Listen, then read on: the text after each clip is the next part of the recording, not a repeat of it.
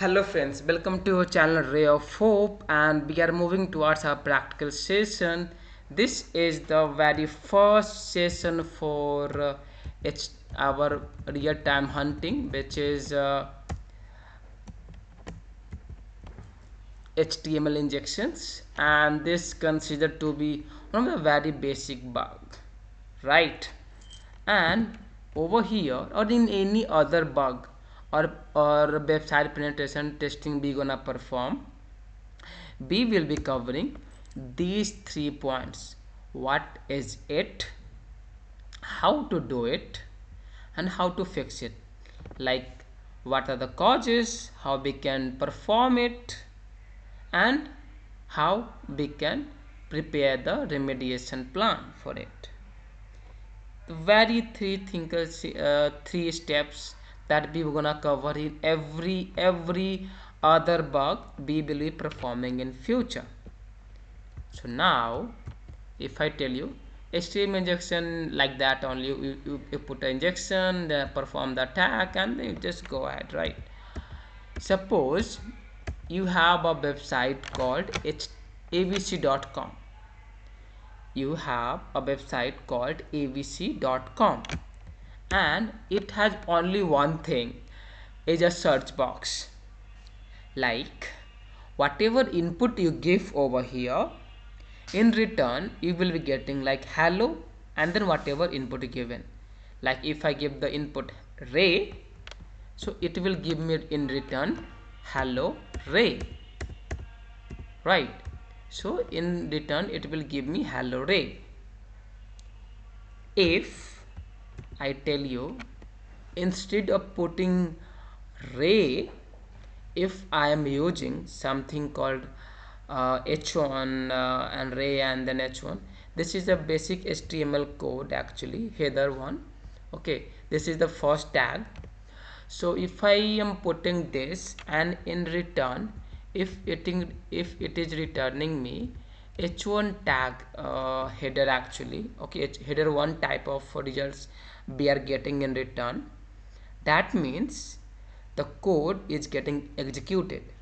The HTML code is getting executed, which directly indicating that we can perform HTML injection over here. I think you did not get it, right? Let me show you practically what I am trying to say. If I go ahead and open this, this is the best place to learn about HTML, right? And you can have a basic understanding of it, that how does it work, right? This is the very basic code of HTML, right? H1 over here stands for heading, actually. This is the tag, actually tagline. Okay, so if I do one thing, if I put like Anuj in h1 tag, and I put like Anuj in hc tag, what will I be getting in return? Can you find the difference? Okay, let me put it like h1 only, I mean 1 only. That would make more sense. Anuj 1, Anuj 2, but the tagline is changed. You got it? Similar way, if we are executing the code over here, h1 tag or h2 tag or h3 tag or h4 or h5 or h6 tag, and if it is getting executed, that means this website called avc.com has this bug, right? Has this bug, which is HTML injection. HTML injection available. It was not pretty clear. Okay, I also need to give you some insight about this, that HTML injection, theoretically, if I make you understand, HTML injection is a type of attack where where malicious HTML code be insert into a website. Like we couldn't say that it is a malicious code. It was a HTML code. But what if we will be executing malicious code like this, or there could be more and more, right? We can also let user redirect to any other website as well.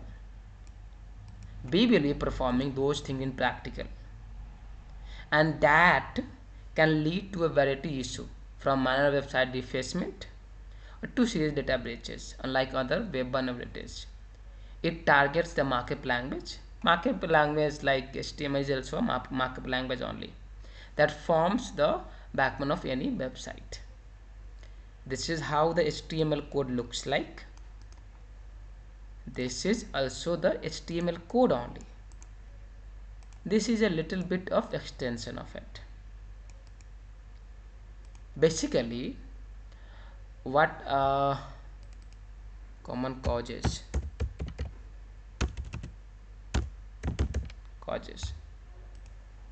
lack of input validation, it always top the list, and this allows attackers to inject malicious HTML or script code into the web pages that can be viewed by the other users. Sanitization, then dynamic content generation.